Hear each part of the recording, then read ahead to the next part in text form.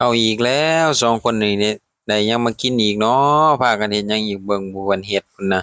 หลังจากเลิกงานมามื้อนี้ก็ได้มาพานบักหมี่นี่แหละ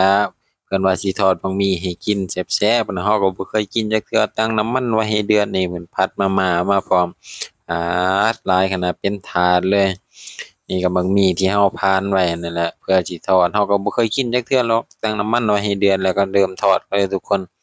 นี่แหละมาแล้วก็ซอยกันเฮ็ดหั้นนะ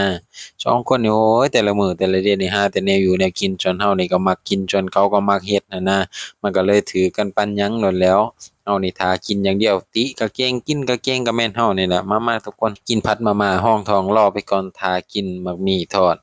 เอาไว้เป็นของกินเล่นตอนกินข้าวเสร็จตอนท้ายนะว่าไอ้เฮาก็บ่ได้เว้าน่าจะลังแล้วเว้าเรื่องกินนี่ก็ตักให้เต็มจานชดใจแล้วแหละเบิ่งพุงแก้มก็ฮู้นี่แหละทุกคนหน้าตาและสีสัน